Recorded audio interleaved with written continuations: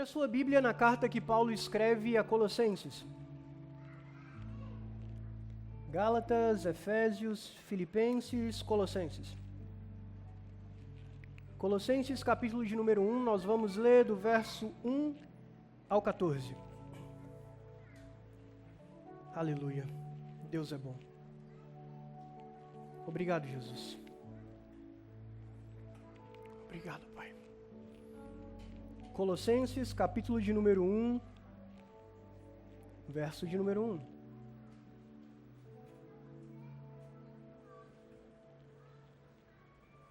Já está aqui, boa parte já achou também. Vamos lá.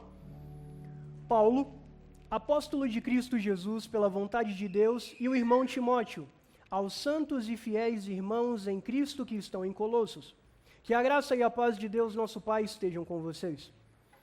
Damos sempre graças a Deus, Pai de nosso Senhor Jesus Cristo, quando oramos por vocês. Desde que ouvimos da fé que vocês têm em Cristo Jesus e do amor que vocês têm por todos os santos, por causa da esperança que está guardada para vocês nos céus.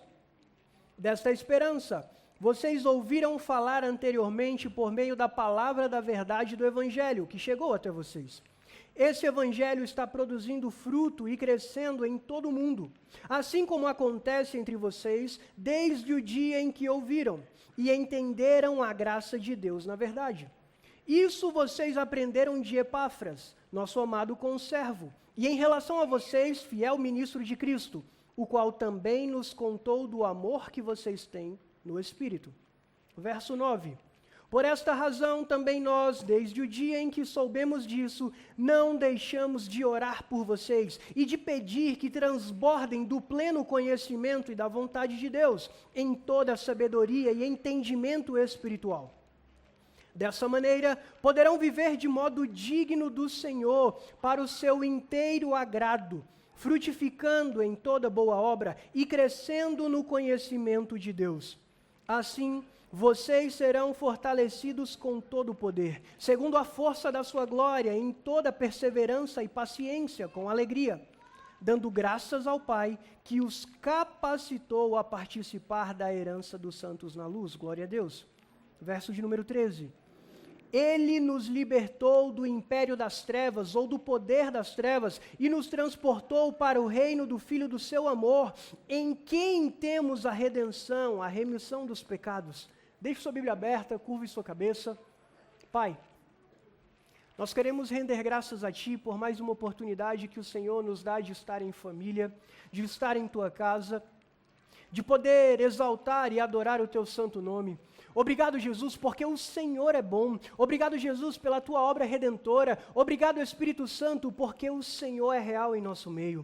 Pai, eu Te peço, nos ajuda, Senhor, a ouvir e a praticar a Tua palavra. Deus, toda inquietação, tudo que tem tentado roubar a atenção do Teu povo, em nome de Jesus, que caia por terra. Senhor, que como a Tua palavra nos ensina, que o nosso coração seja uma boa terra para receber a semente da Tua palavra, e que no tempo oportuno ela venha frutificar. Em nome de Jesus, amém. Meus amigos, esse texto é muito rico. Paulo, quando ele vai escrever a carta aos Colossenses, ou a carta a Colosso, Paulo ele vai estar preso. Paulo ele está na sua primeira prisão em Roma, sua primeira prisão domiciliar, que apesar de ser uma prisão domiciliar, era uma prisão.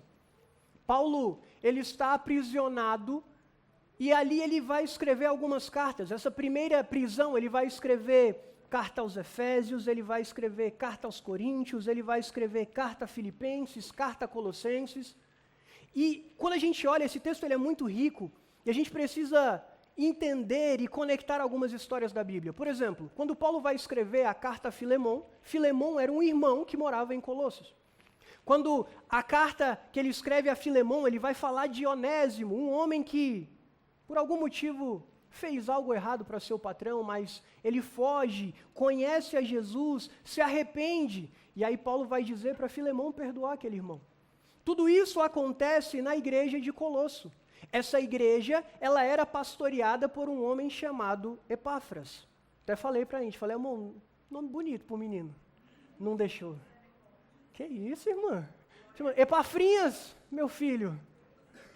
Não deixou. Nem nome composto, Brunão. Que isso? Oliver Epáfras, olha aí, ó. Menino abençoado. Não deixou. Mas o fato é, Epáfras era o pastor daquela igreja. Paulo, em muitos lugares que ele passava, ele fundava igrejas e deixava uma pessoa responsável.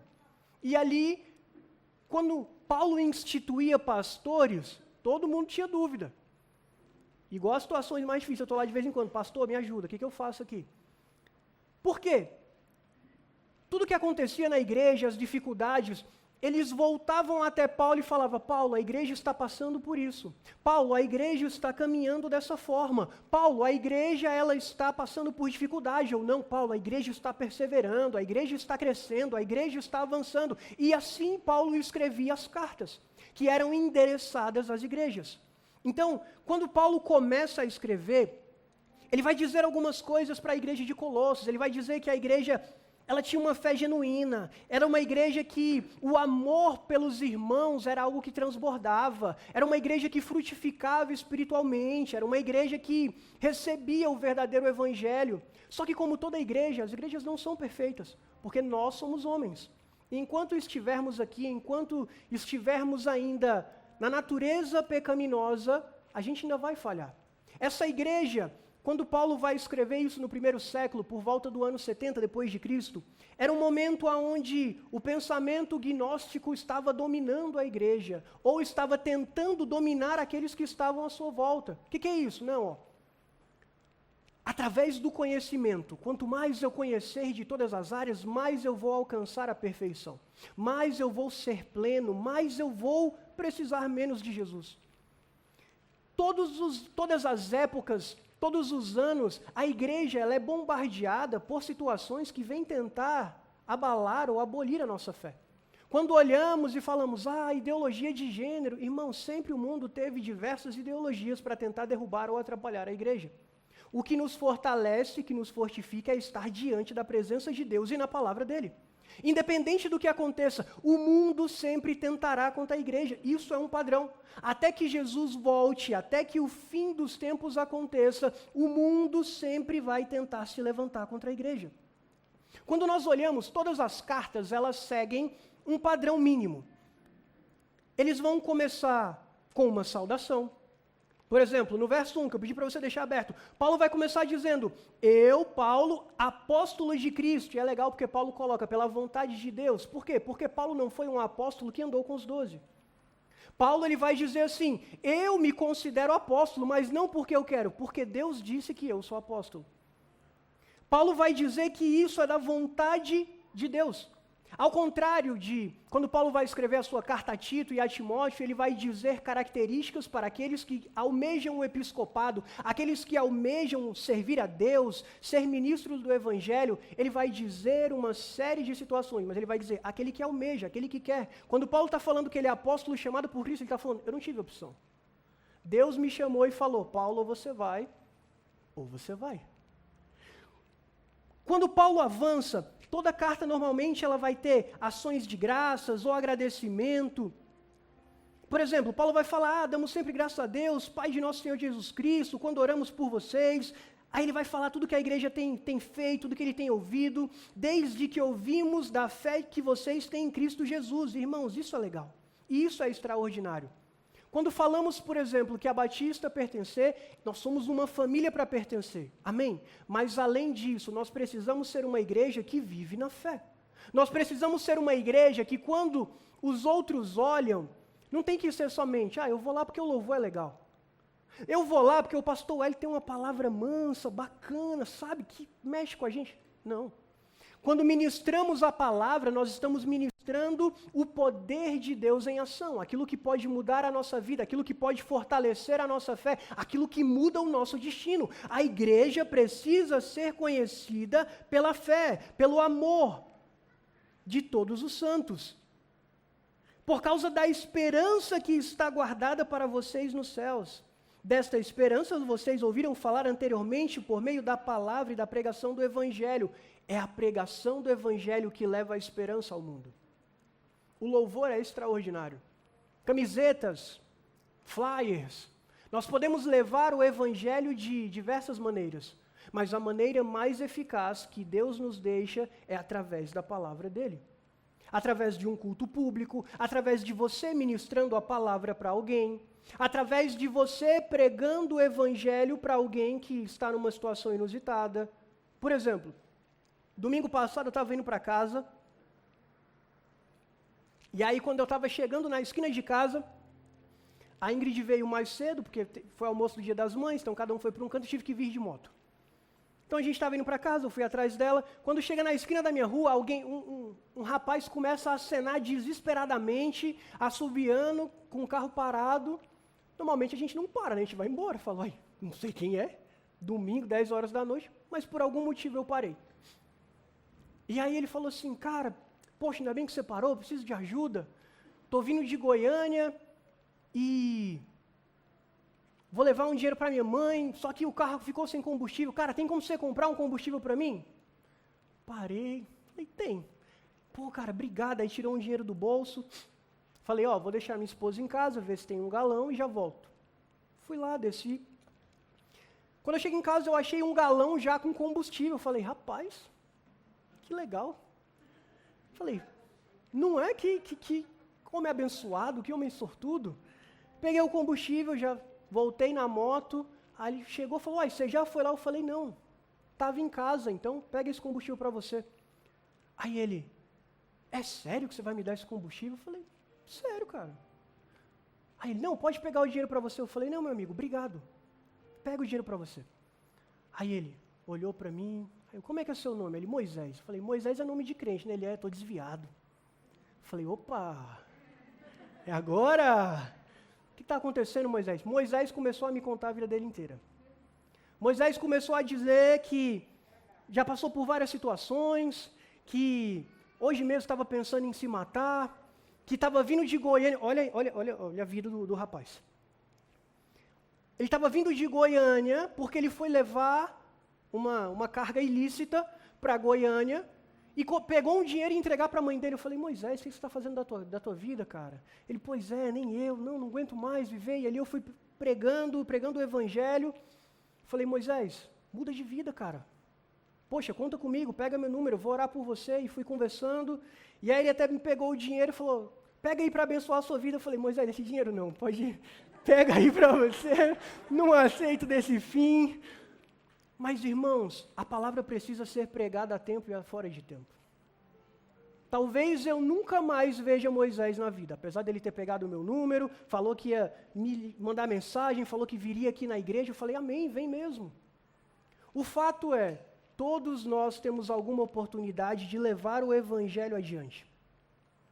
Paulo vai dizer que esse evangelho está produzindo fruto no mundo inteiro, e ele produz o fruto através de mim e de você. Se Deus quisesse, Ele poderia plantar a semente do Evangelho em todas as pessoas de forma automática, mas não é isso que Ele faz.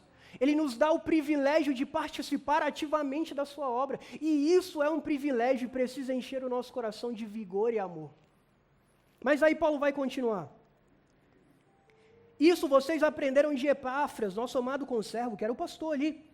Em relação a vocês, fiel ministro, ao qual também nos contou do amor que vocês têm no Espírito. O verso 9 aqui a gente vai voltar daqui a pouco, porque eu quero me atentar ao verso 13. Esse texto é bastante emblemático, e já tem alguns meses que ele está ardendo em meu coração. Ele nos transportou, Ele nos libertou do império das trevas e nos transportou para o reino do Filho do seu amor. Em quem temos a redenção e remissão dos pecados? Quem nos libertou? O Pai. Quem liberta? O Pai. Ele aqui é o Pai. Através de quem? Através de Cristo Jesus. Essa obra é extraordinária. Deus, por meio de Jesus Cristo, realiza a obra redentora e nos transporta para o reino do Filho dele. Não há ação nossa. Não foi a nossa vontade, Deus me liberta. Não, Ele quis. E isso é poderoso demais, irmãos, porque todos nós pertencíamos ao império das trevas, mas eu não fiz nada, você nasceu. E a Bíblia vai dizer que, porque todos pecaram, destituídos estão da glória de Deus. Porque nós nascemos em pecado por conta de Adão e Eva, por conta da ação pecaminosa que aconteceu lá no Éden. Todos nós nascemos com a nossa carne tendenciosa ao pecado. Quando a gente olha para o império, o que é o império? Isso é fantástico, porque a Bíblia vai dizer sobre o império, em algumas versões vai dizer o poder das trevas, mas existe uma diferença entre império e reino. Porque todas as vezes, ou a maior parte delas, que a Bíblia vai dizer sobre império, o império é aquele que toma, o império é aquele que governa pela força, o império é onde dominam traições, dominam situações para um roubar mais que o outro, para ter mais poder que o outro, mas o reino não. O reino é passado de pai para filho, o reino é passado pelo sangue que desce na cruz e verte até nós. E isso é extraordinário, esse é o evangelho em ação. Aleluia.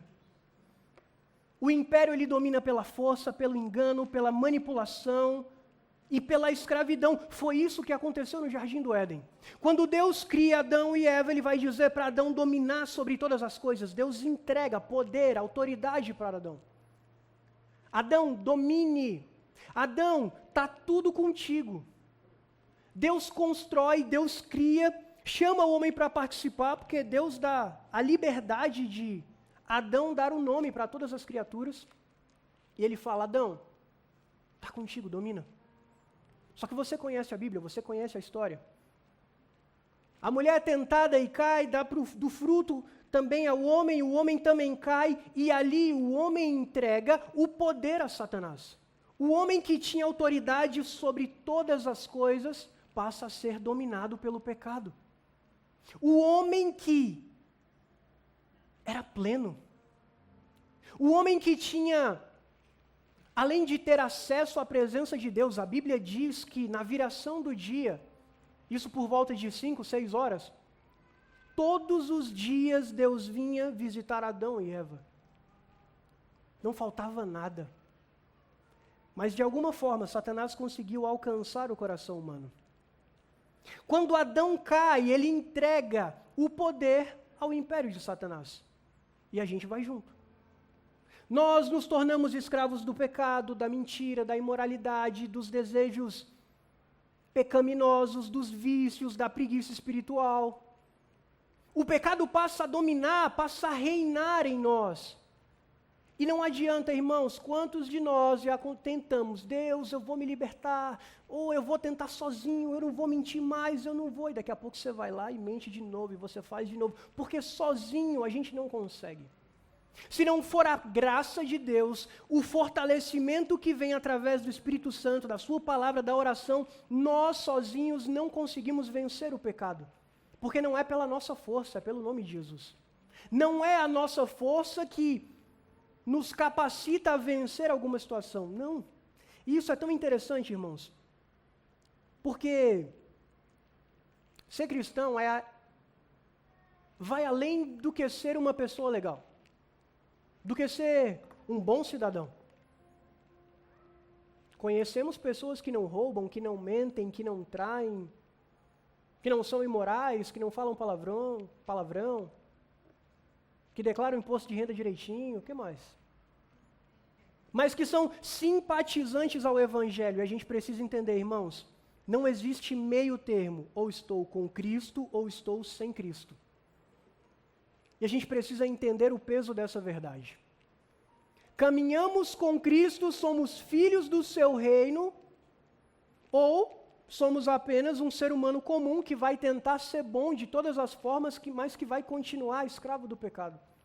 Não é isso que Deus tem para nós. Quando Paulo vai escrever também a sua carta aos Efésios, capítulo de número 2, verso de número 1, ele vai dizer, Ele lhes deu vida, Ele quem? Deus de novo, quando vocês estavam mortos em suas transgressões e pecados, nos quais vocês andaram no outro tempo, segundo o curso deste mundo, segundo o príncipe da potestade do ar, Satanás, do espírito que agora atua nos filhos da desobediência, ele continua agindo, infelizmente.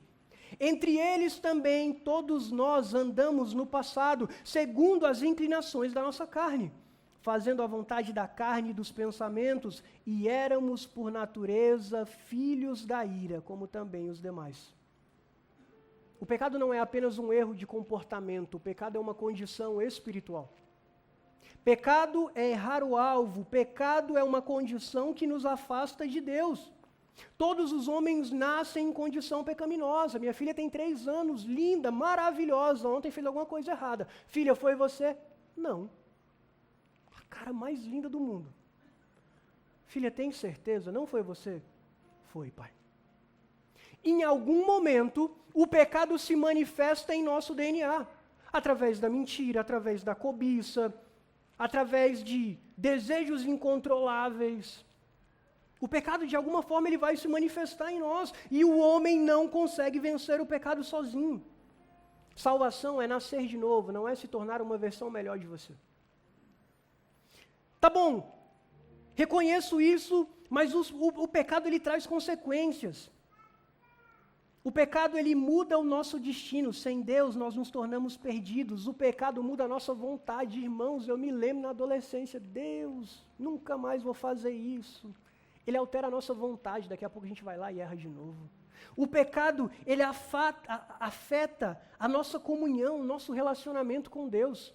E escute, o pecado, ele pode nos afastar de Deus, mas a partir do momento que você confessa e pede perdão a Deus, você precisa crer que o seu pedido de perdão é suficiente. Não há algo que eu preciso fazer.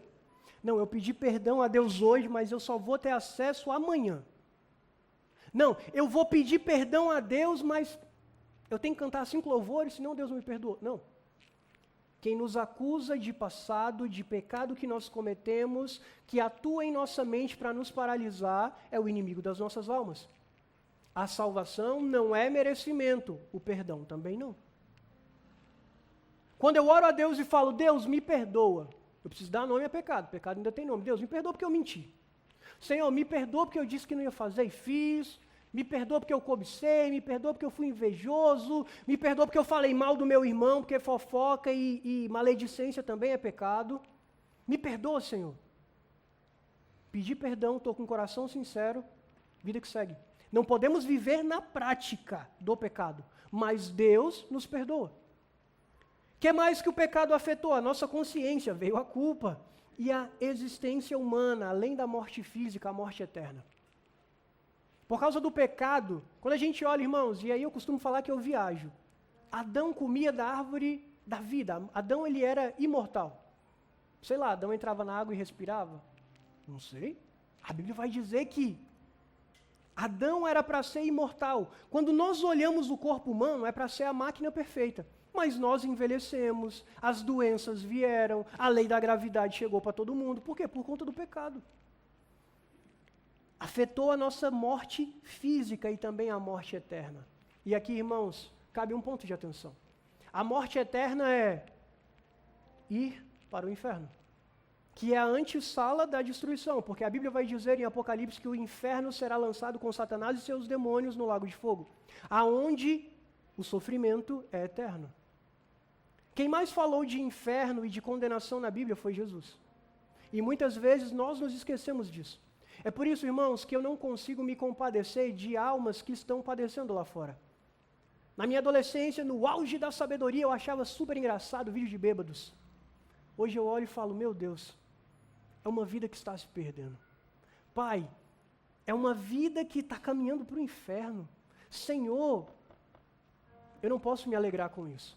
Eu não posso me alegrar com aquilo que entristece o seu coração. Eu não posso achar graça daquilo que está destruindo a sua criação. Uma alma. Não havia salvação por nós. E por isso que foi Deus que nos tirou do império das trevas. Entenda, esse é um ato decisivo e completo. Deus nos tirou, Ele nos libertou. Isso fala de algo realizado. A Bíblia não está dizendo assim, Leandro, porque Deus vai nos libertar do império das trevas. Não, Ele nos libertou. E a gente precisa se apegar a isso. Ele nos libertou. Amém. Eu não sou mais escravo do pecado. Eu não sou mais quem eu era no passado. A Bíblia está falando de algo realizado. Uma libertação atual, vigente do domínio do pecado. O pecado não tem mais domínio sobre nós. Se nós fazemos parte do reino de Deus, se vivemos como seus filhos, se nos encontramos com a tua palavra, com a presença dele, o pecado não tem mais domínio sobre nós. Sabe qual é o problema?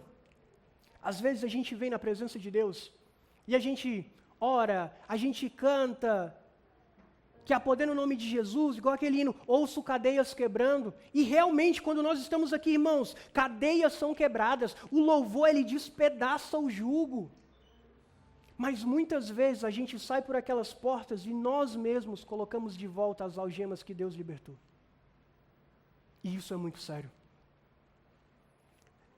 Deus, através de Jesus, nos tirou dali do império das trevas, Ele nos liberta, porque já seria extraordinário. Fred, Deus me libertou. Estou livre do império das trevas. Mas a Bíblia vai dizer que além dele nos libertar, Ele nos transportou. Ele nos pegou de um lugar e colocou em outro, porque humanamente a gente permaneceria lá. Nós não teríamos forças para caminhar até o reino dele.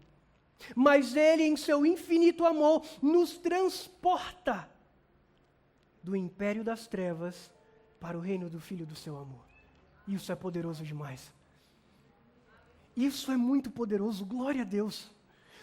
Porque além dele, é uma herança dupla, além dele nos libertar, ele nos transporta. Filho, você está livre, agora vem para cá. Eu te trago para caminhar comigo. A gente que coloca barreira, a gente que fala, não mereço, Deus, não estou falando se você merece, merecer ninguém merecia.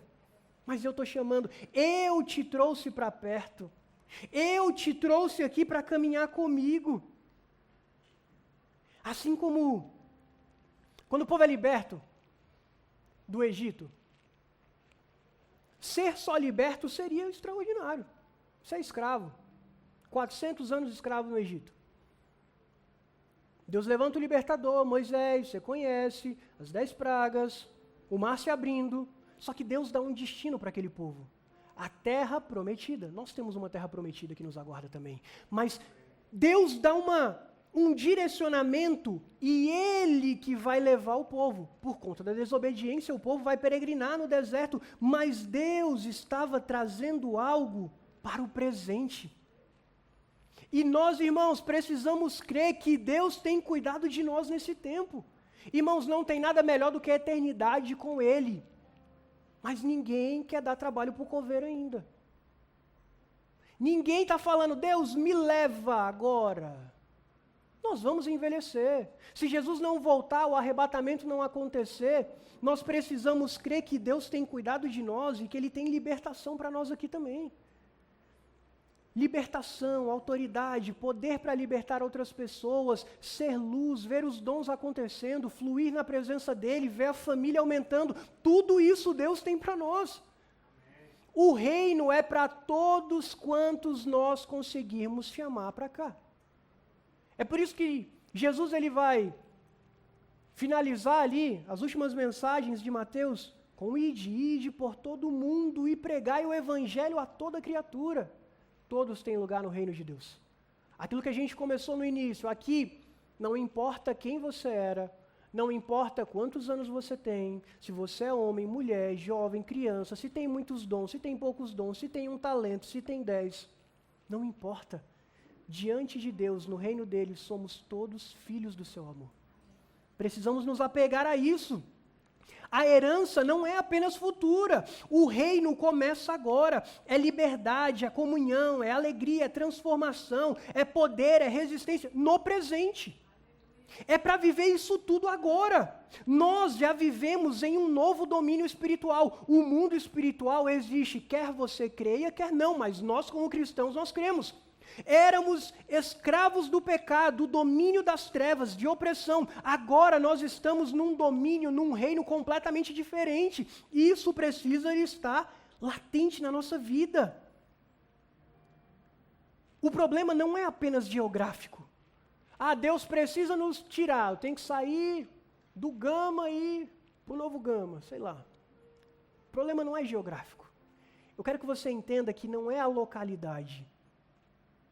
Quando Deus nos tira do império das trevas, é como se Ele arrancasse raízes. E a gente precisa entender isso, porque às vezes a gente pensa, poxa, eu cresci num lar disfuncional. Eu cresci num lar violento. Eu cresci num lar sem pai. Eu cresci num lar onde a bebida imperava, onde a droga imperava. Parece que eu estou enraizado nesse meio e talvez você estivesse, porque Jesus te tirou de lá e te fincou em um novo lugar.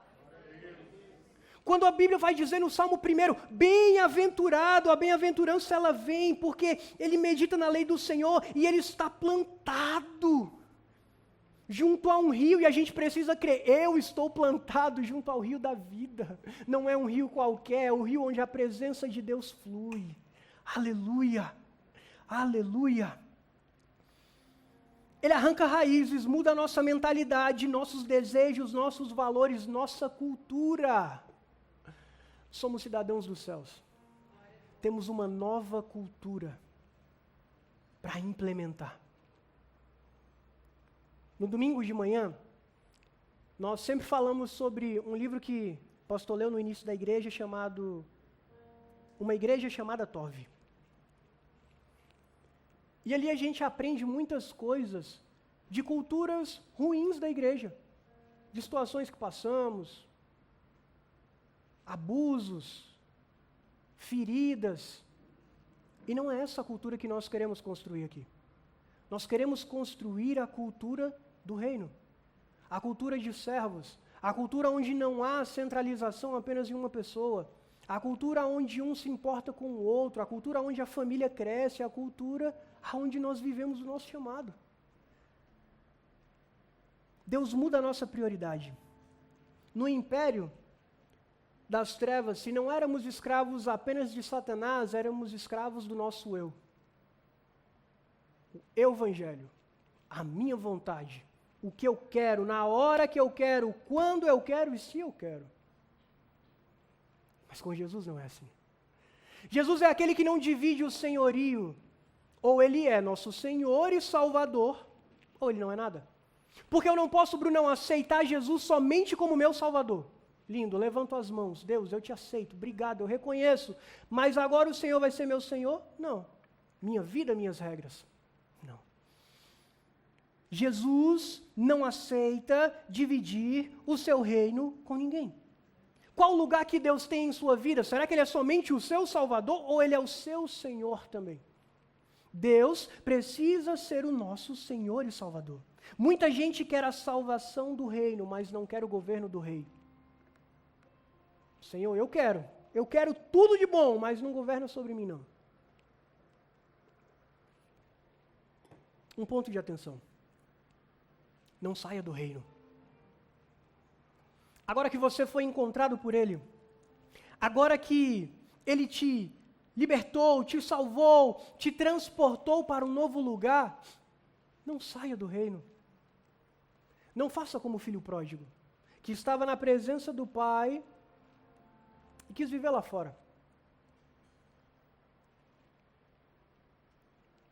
Porque quando a gente fala que não tem nada melhor do que estar na presença de Deus, irmãos, isso precisa ser uma realidade. E quanto mais nós conhecemos Deus, sobre quem Ele é, não apenas o que Ele pode fazer, isso precisa fazer muito sentido para a gente. Cantamos aqui como Maria, que estava aos seus pés, e você conhece a história, Marta e Maria. Maria estava diante da presença de Deus porque aquilo era o mais importante.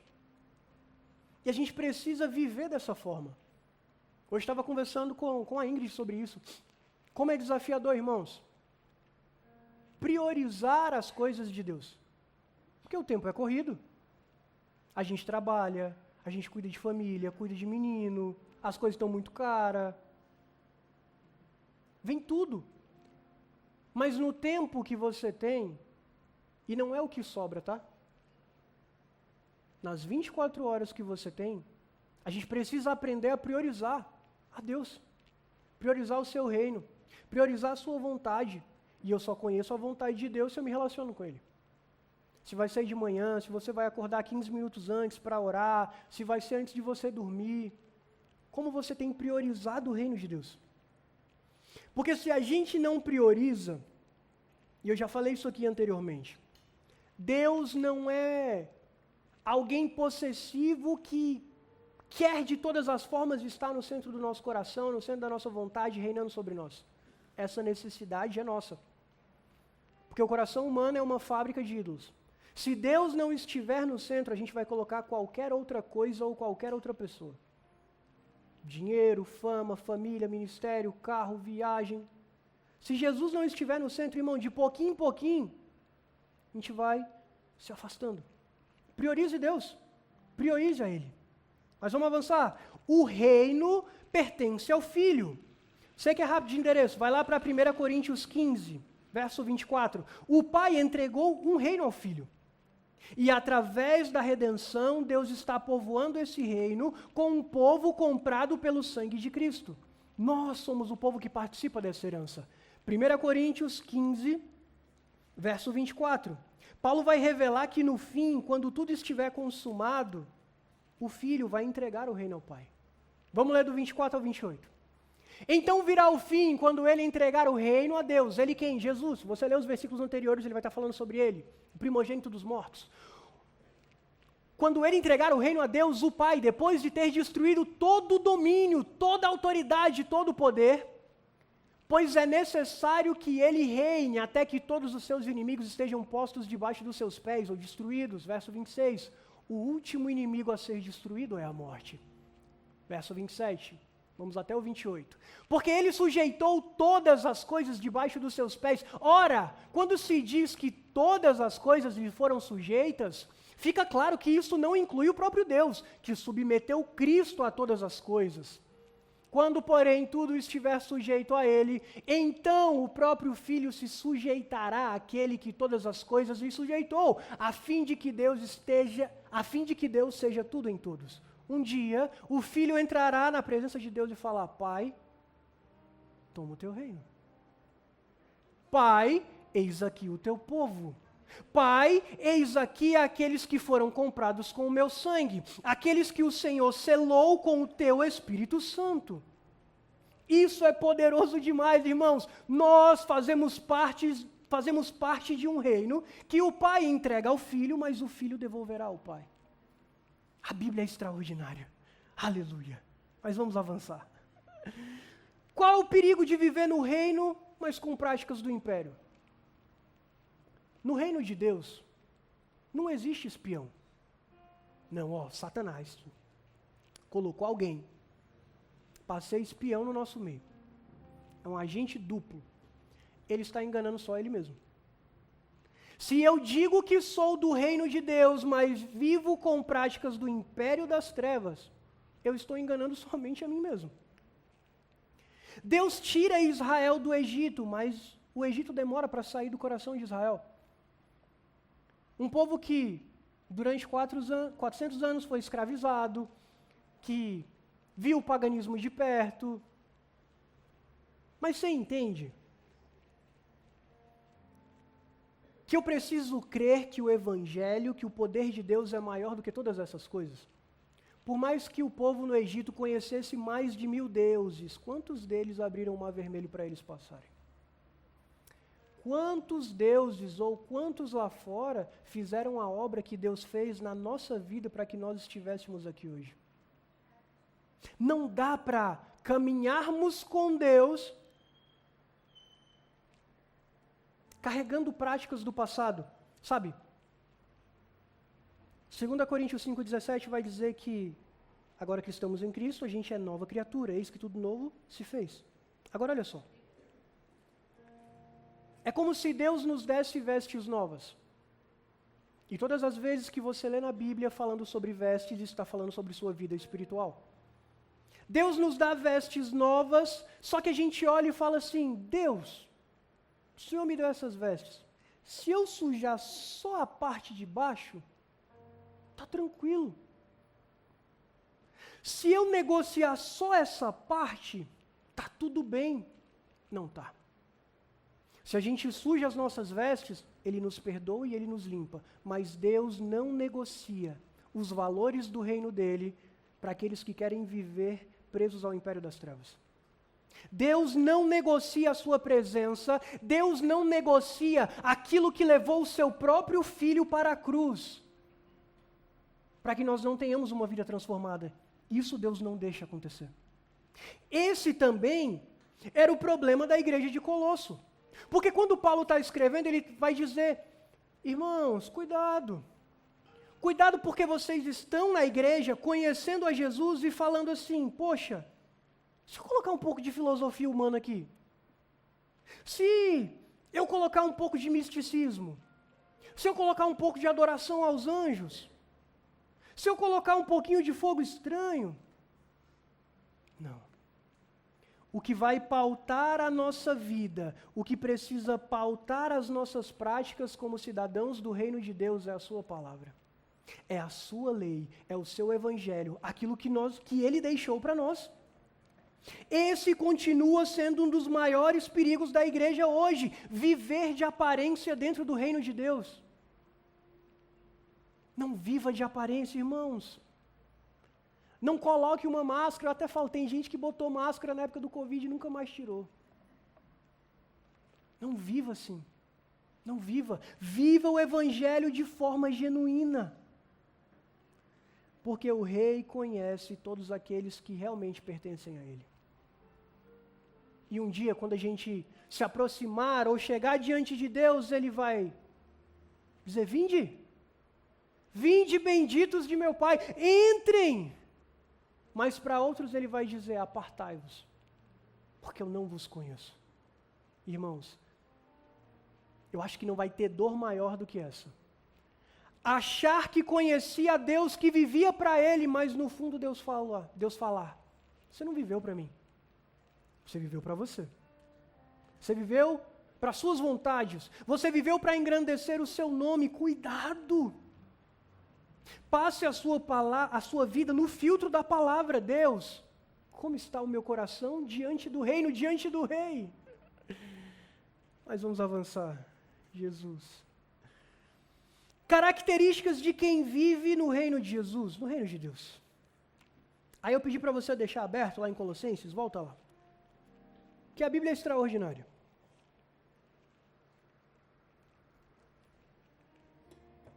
No verso de número 9, Paulo vai fazer uma oração pela igreja de Colosso. E eu orando e falando, Deus, o que um cidadão do céu, o que um integrante do seu reino faz, quais são as características dele? A gente sabe, ele lê Bíblia, ele ora, ele busca, tá bom. A Espírito Santo só apontou assim, volta um pouquinho. Paulo vai orar e dizer assim, por esta razão também nós, Colossenses 1, verso 9, desde o dia em que soubemos disso, não deixamos de orar por vocês, tá bom? Primeira coisa que ele vai orar pedindo, que transbordem do pleno conhecimento da vontade de Deus. Opa, se eu sou cidadão do reino, eu sou cheio do conhecimento da vontade de Deus. E como é que eu conheço a vontade dele? Me relacionando com ele. Como é que eu me relaciono com ele? Através da sua palavra e de uma vida de oração. Inclusive, vou abrir e fechar um parênteses. Toda segunda-feira, 9h da noite, nós temos sala de oração. Onde a igreja se reúne de forma online, manda um link e a gente vai orar. Trimestralmente a gente se reúne aqui na igreja para a semana mover, mas toda segunda nós estamos como corpo de Cristo orando. Se eu quero conhecer a vontade de Deus para a minha vida, eu preciso orar, eu preciso ler a sua palavra, irmãos, é extraordinário ver um tanto de mulher, homem, criança, tudo orando. Caramba, vamos botar para orar aqui também. Você pode dizer amém? Amém. Não se acovarde. Ninguém nasceu sabendo. Todas as vezes, eu estava ali, todas as vezes, irmãos, que eu vou ministrar, minha mão fica branca de um jeito que eu falo, meu Pai amado. Um frio na mão, o corpo está pegando fogo, mas a mão está gelada. Seguro na mão da Índia ali, ela, está gelada. Eu falei, tá. Ninguém nasceu sabendo, a gente está diante de Deus, a gente está sendo aperfeiçoado, mas a gente só conhece a vontade de Deus a partir de relacionamento. O reino de Deus não é guiado por opinião pessoal, não é o que a gente acha e Deus não está pedindo nossa opinião. É sobre o que Ele disse. Não é sobre opinião, emoção ou cultura moderna. Irmãos, tudo que a gente tem aqui é bênção. Jogo de luz, câmera que está filmando e se alguém quiser assistir de casa, um equipamento de som. Mas não é a cultura moderna que dita o que a igreja é. É a igreja que precisa ditar o que o mundo é. O mundo sempre vai ser o mundo. E a igreja precisa sempre continuar sendo igreja. Nós precisamos ser guiados pela vontade do rei e pela cultura dos céus. Por isso que a gente precisa conhecer a vontade de Deus, irmãos. E aqui vai um alerta. Você tem vontade de conhecer a vontade de Deus? Vontade de conhecer a vontade. Você tem desejo de conhecer a vontade de Deus? Eu ministrei isso semana passada. O desejo de Deus é que nós participemos ativamente daquilo que Ele está fazendo. Não é só, você vai para lá, eu vou te levar para lá. Não, Deus, por quê? Como é que o Senhor vai fazer? Me mostra, me usa, me transforma, me capacita. Deixa eu estar perto, deixa eu ver o que está acontecendo. Quando Moisés, Deus levanta ele e o relacionamento de Deus com Moisés é extraordinário. Quando a gente navega pelo Êxodo, a primeira vez que Moisés vê a sarça pegando fogo, pronto, ó, isso aqui é legal. A sarça é uma plantinha bem fininha assim. E a sarça, ela pega fogo. É uma planta muito fraca, que é normal ela se consumir no deserto. Só que a Bíblia vai dizer que Moisés olha uma sarça pegando fogo que não se consome. E a Bíblia vai dizer que Moisés deixa o rebanho, e o sentido é, o rebanho está aqui, é o meu trabalho, é a minha função, mas há algo muito maior que chamou minha atenção. Fica aqui que eu vou para lá. Quando Moisés chega na presença de Deus, primeira coisa que Deus fala, Moisés, tira a sandália dos teus pés, porque o lugar que você está é terra santa. Já tomou um apavoro de Deus. Só que quando você vai lendo a palavra de Deus, você vê o relacionamento de Deus com Moisés se estreitando. E por que a gente olha e não acha que isso é acessível para nós? Se o Espírito Santo habita dentro de mim e de você, e Ele quer ensinar coisas extraordinárias para nós. Nós podemos aprender muito mais numa tarde com a nossa Bíblia e o Espírito Santo do que 100 pregações no YouTube. Não desmerecendo quem Deus usa para pregar, irmãos, mas é porque o Espírito Santo, ele só precisa de um coração disponível. Moisés, ele chega ao ponto de falar assim, Deus, mostra-me tua face, mostra-me tua glória. Moisés, não dá. Imagina o relacionamento, a conversa de Deus com Moisés. Moisés, se eu mostrar, você morre. Deus, mas não tem como dar um jeito, não. Eu preciso de mais. Senhor, eu preciso conhecer mais da tua vontade, eu preciso saber mais quem o Senhor é. Tá bom, Moisés, fica na fenda da rocha que você vai ver o meu nome. Quando eu passar, você vai ver a minha glória. E a Bíblia vai dizer que quando Moisés se encontra com a presença de Deus, quando ele subia no monte, o rosto dele resplandecia. Ao ponto dele ter que colocar uma capa no rosto, porque as pessoas, meu Deus, vou morrer. Mas o fato é, a Bíblia vai dizer que quando Moisés entrava na presença de Deus, existia um que ficava na porta esperando ele. Josué, filho de Num, ou Oséias. Nós podemos ser um Josué. Eu olho para os pastores dessa casa, o pastor Wellington, o pastor Raul, e falo, estou na porta. Com muito temor. Muito, muito, muito, muito. Falo, me ensina. Vamos orar? Vamos orar. Vamos ler? Vamos ler. Vamos discipular? Vamos discipular. Eu quero mais da presença de Deus. E o desejo, irmãos, é que nós como família, todos, tenhamos esse mesmo desejo. Porque está acessível. A presença de Deus está acessível a todos nós. Não é algo assim, isso aqui é só meu. Não, ninguém sobe no altar. Não, aqui ninguém ministra. Não, pelo contrário. Nós, quando a gente conversa com o pastor, a gente quer ter uma escola de servos, uma escola para pregadores, para capacitar pessoas a ministrar o Evangelho. É maravilhoso você sentar e ouvir alguém ministrando, você está lá na sala de oração e o João está orando, falando, caramba, e o João citando o versículo bíblico. Ele preparou um momento ali, se ele decorou, se ele leu, se ele anotou, ele preparou um momento antes da oração, isso aqui eu vou falar, isso aqui eu vou ler, tem espaço para todos. Quando a Bíblia vai dizer que nós Precisamos conhecer e prosseguir conhecendo a Deus. É um processo. Deus é eterno, Deus é infindável e nós nunca vamos o conhecer para sempre, na sua totalidade. Por isso que a eternidade vai ser pouco tempo. Mas vamos avançar. Como conhecer a vontade de Deus? Pela palavra, pela comunhão com o Espírito Santo, pela oração e pela obediência diária. Quer conhecer a Deus? Obedeça. Obedeça, seja fiel, caminhe com Ele todos os dias, leia a palavra. Ah, eu não consigo ler 5 capítulos, leia, comece com 1 capítulo, comece com algo, mas comece. Estava conversando com o Leandro, quarta, sobre vida de oração. Eu até falei, quando a gente começa a orar, irmãos, em 15 minutos eu já orei por todo mundo. Em 15 minutos eu já orei por mim, pela Ingrid, pela minha filha, pela minha 5ª geração, pela África, pela igreja. Só que a partir do momento que você começa a ter relacionamento com Deus, a oração passa a ser menos sobre você e mais sobre Ele. Aí Deus começa a te revelar coisas, aí Deus começa a te mostrar pessoas ou situações para você interceder. Mas isso vai através do relacionamento, através da insistência. A oração que começou com 5 minutos foi para 7, foi para 10, foi para 15, foi para 1 hora, foi para 2 irmãos. Eu conheço pessoas que oram 4, 5 horas. Eu falo, meu Deus, me ajuda, porque eu quero chegar lá. Eu conheço pessoas, isso era mais comum anteriormente. Quem é mais antigo de igreja, quem é da época de Bleia, o povo ia sexta-feira para o Monte das Oliveiras aqui no Gama e voltava domingo. Não tinha celular, não tinha WhatsApp, não tinha Instagram. O povo ia para lá jejuar e orar. Isso parece loucura para a gente, não é verdade? O quê? Como assim eu vou deixar minha família? Como assim eu vou deixar minha casa, minha coberta quentinha? Não sei se aqui choveu ontem, mas lá onde eu moro caiu um pé d'água absurdo, do nada, chuva em maio. Eu vou para o monte? Não.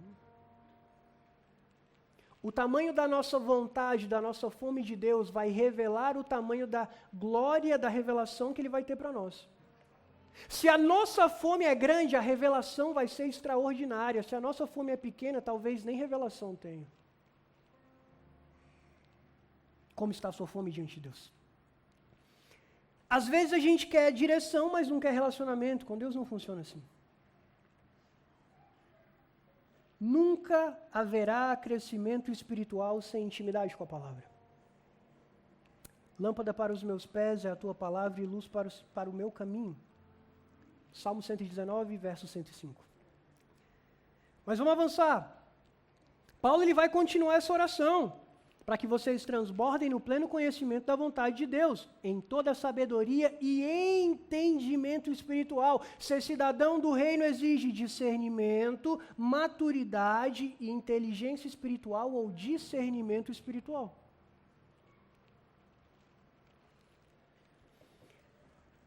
Maturidade não é algo que vem com a idade. Existem acessos que estão disponíveis após a idade. Todo mundo depois completa 18 anos pode tirar a habilitação. Todo mundo tem maturidade para dirigir com 18 anos? Não.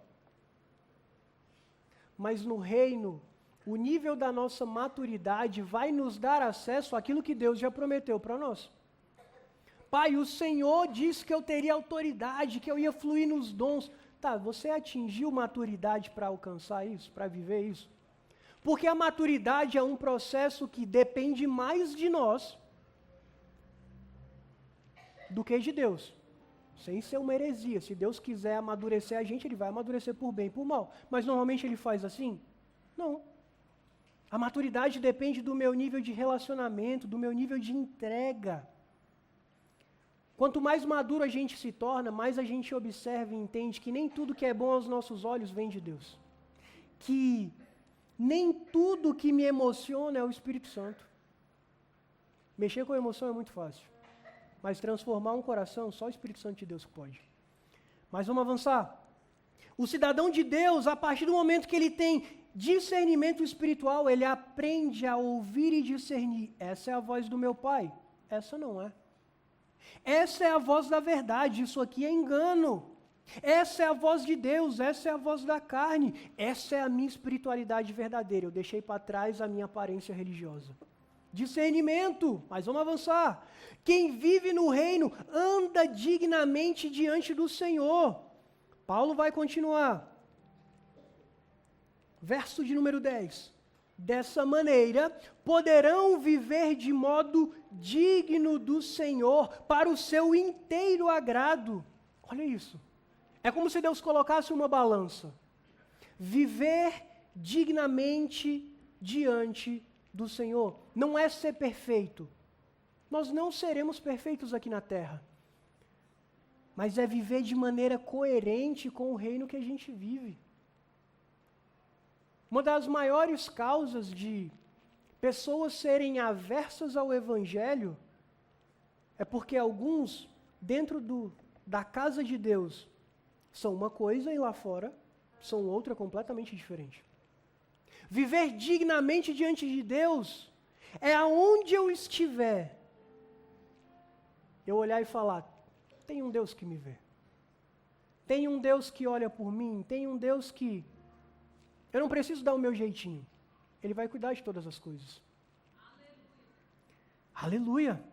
O problema de muitos cristãos é querer o nome do cidadão do reino sem viver a cultura do reino. É por isso que nós, irmãos, precisamos implementar a cultura do reino de Deus. A cultura de honrar a Deus, de honrar as pessoas, de orar, de adorar, de ler a Bíblia, de buscar a face de Deus, é uma cultura. O mundo tenta deturpar todas essas coisas, mas nós vamos avançar em tudo isso. Você pode dizer amém? Amém. O reino muda a minha linguagem, a minha prioridade, os meus relacionamentos, a minha forma de tratar pessoas, a minha forma de lidar com o dinheiro, a minha vida secreta, o meu caráter. O reino me muda. Se eu estou no reino de Deus e eu olho e falo, acho que isso aqui eu não mudei. Então deixa Deus te mudar. Não viva de aparência. Não viva como... Você consegue entender que nós representamos o rei? Você consegue entender que o papel do cristão é alguém olhar para nós e enxergar Cristo em nós? Esse é o nosso papel. Representar o rei de todas as formas. Senhor, o que o Senhor faria nessa situação? Que se depender de mim vai dar ruim. Tomei uma fechada no trânsito, o quê? Eu vou atrás. Eu viro o bichão mesmo. Eu dou o joia que não é o joia. Eu buzino. Não. Eu represento o rei. E aqui ninguém é perfeito. Já passei por situações que eu representei mal o rei. Mas que hoje eu olho e falo, Deus, obrigado por me ensinar e me dar a oportunidade de fazer diferente. É isso. A gente está caminhando para viver como cidadão dos céus. E é por isso que a vida em comunidade é importante. Por isso que esse momento de caminhar como igreja, por isso que estar aqui, conhecer outras pessoas, fazer amigos na presença de Deus é importante. Porque sozinhos, minha vida é meu guia, minha cabeça, e eu sigo e acabou. Mas aqui a gente é transformado. Aqui a gente ouve o Espírito Santo fala e você fala, eita, estou dando mole mesmo. Mas aqui é o lugar da gente ser direcionado. Mas vamos avançar. Quem vive no reino frutifica em boas obras, ainda no verso 10. Viver de modo digno do Senhor, para o seu inteiro agrado, frutificando em toda boa obra. Irmãos, quem vive no reino dá fruto. Suspeite de quem dá fruto em todo o tempo. Porque a árvore tem o seu tempo para frutificar. Mas, se estamos no reino de Deus e não frutificamos, precisa ficar um alerta. Porque é Jesus quem vai dizer que Ele investe na eira, Ele limpa, Ele cuida. Mas se não dá fruto, não serve para nada além de ser cortado e jogado diante do fogo. Nós precisamos frutificar diante de Deus. Frutificar em amor, em misericórdia, em longanimidade, em paciência, em santidade, em generosidade, em serviço. Tem várias áreas para a gente frutificar. O fruto tem a ver com obras, e a gente sabe que obras não salvam ninguém. Mas, se eu sou cristão, as boas obras precisam acompanhar. Mas vamos avançar. Quem vive no reino cresce continuamente, meu Deus. Continua crescendo no pleno conhecimento de Deus. No reino não existe vida parada. No reino tudo precisa avançar. Ou estamos crescendo, isso aqui é sério. Ou estamos crescendo no reino, ou estamos esfriando espiritualmente. A vida é feita de ciclos. De altos e baixos, batimento cardíaco. Vai, sobe, desce, sobe, desce. Mas se a gente não se apega à palavra de Deus, à sua presença, a gente começa a se esfriar. A gente perde a nossa fome espiritual. Ei, se atente. Conheça mais de Deus, compreenda as Escrituras, amadureça, viva para Ele.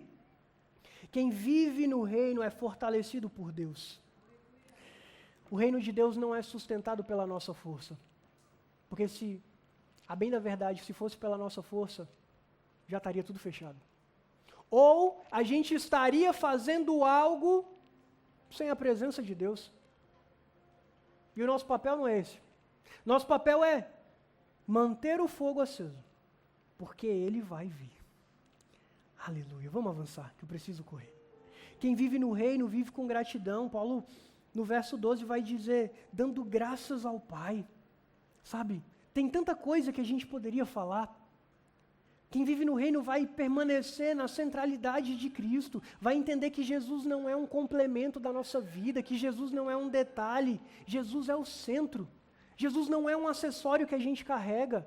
Jesus não é uma camisa que a gente usa, não é um slogan legal, não é uma foto do seu Instagram. Jesus é o centro da nossa vida e Jesus precisa ser o centro da nossa igreja. Jesus precisa ser o centro da sua casa.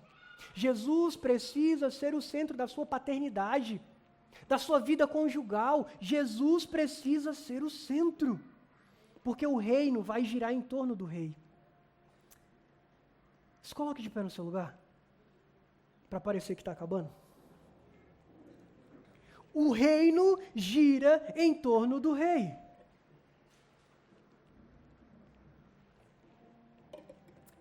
Há um tempo atrás eu falei que o reino ele é hereditário. Ele passa do pai para nós que somos filhos. E o desejo do rei dos reis, do Senhor dos senhores, é ver o reino dele avançando. É ver o reino dele crescendo. Nós não somos meros frequentadores do reino de Deus. Você pode dizer, eu sou um cidadão do reino de Deus. Diga com fé, eu sou um cidadão do reino de Deus. Nós não somos frequentadores de ambiente. Nós não podemos nos contentar em, eu vou ali, porque eu vou receber algo que pode melhorar minha vida. Não, Deus não enviou Jesus para morrer apenas para aprimorar as nossas vidas, não. Ele morreu para formar um povo redimido, santo, separado, nação eleita, sacerdócio real. Foi para isso que Ele nos chamou. Aleluia. Como que você está diante desse rei? Como que você entrou aqui hoje diante desse reino? Como que você saiu da sua casa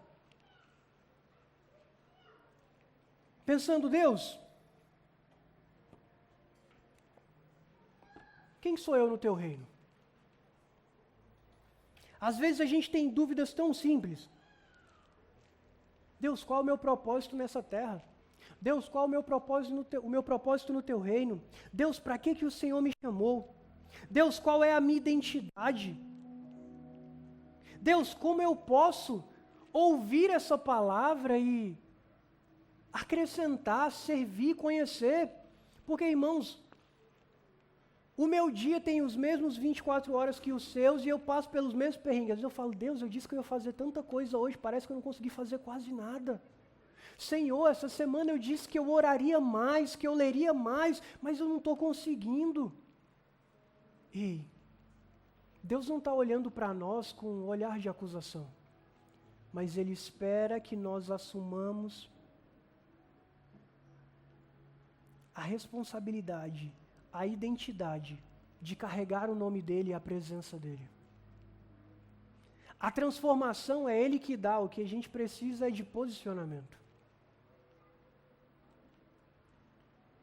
Se eu pudesse fazer apenas uma oração hoje, seria que Deus nos ajudasse a nos posicionar diante dele. Independente do tempo que você tem, da sua jornada de trabalho, dos seus afazeres domésticos, da sua rotina de estudo,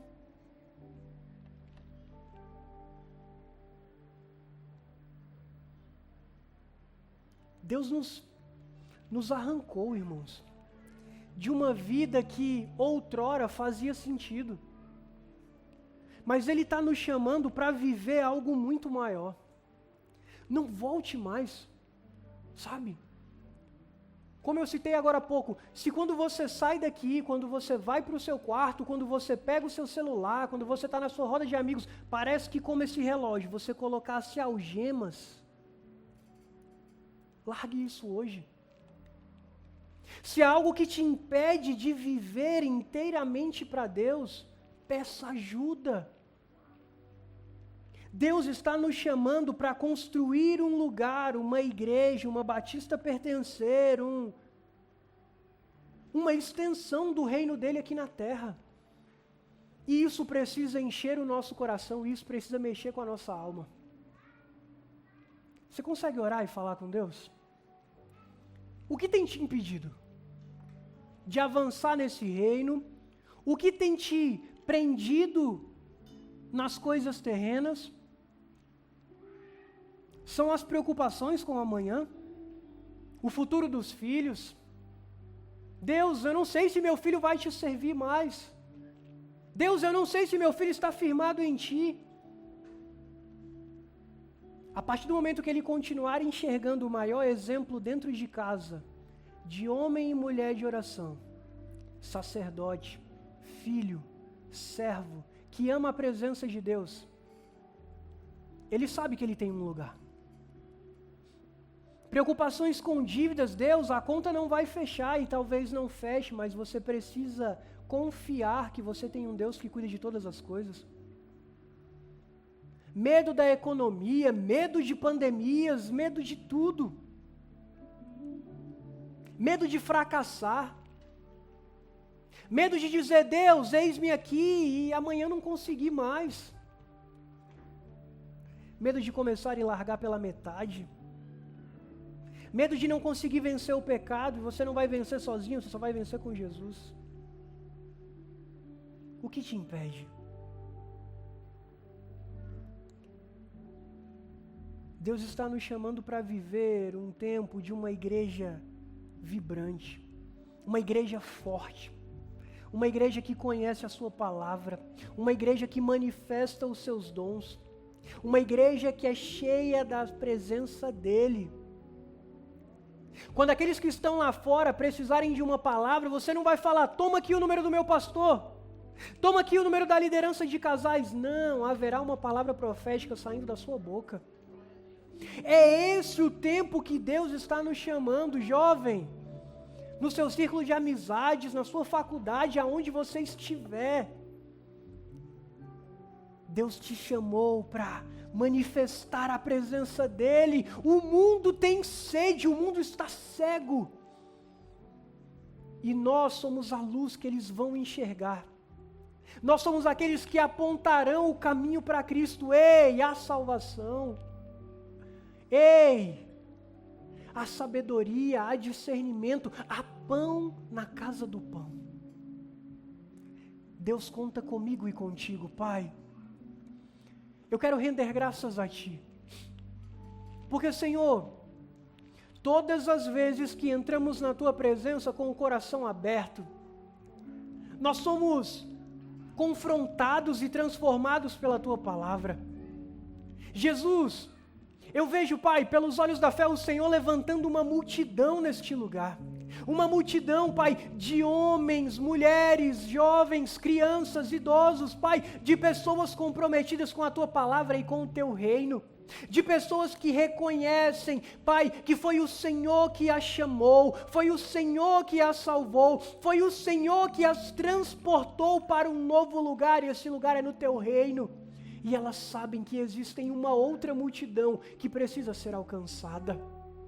E o nosso desejo, Pai, é dizer: eis-nos aqui, com as mãos geladas, com as pernas tremendo, mas diante de Ti, sabendo que a capacitação vem do Senhor, sabendo, Pai, crendo e confiando na Tua palavra, que diz que se nós buscarmos, nós encontraremos, que se nós batermos, a porta vai abrir. Ah, Senhor, nós queremos conhecer mais da Tua palavra. E eu sei, Pai, que quando nós Te buscarmos de todo o coração e de todo o nosso entendimento, sem barreiras, sem preocupação com o tempo, o Senhor se revelará a nós. Levanta aqui, Pai, ministros do Teu Evangelho. Levanta aqui, Pai, aqueles que, crendo em Teu nome, manifestando a Tua presença, orarão e enfermos serão curados. Levanta aqui, Pai, crianças, jovens e adolescentes ousados que conhecem e amam a Tua palavra. Levanta homens, mulheres, idosos que discipularão a nova geração, que mostrarão o caminho. Ah, Pai, eu creio que nós viveremos tudo isso ainda este ano. Eu creio, Pai, em nome de Jesus, em nome de Jesus.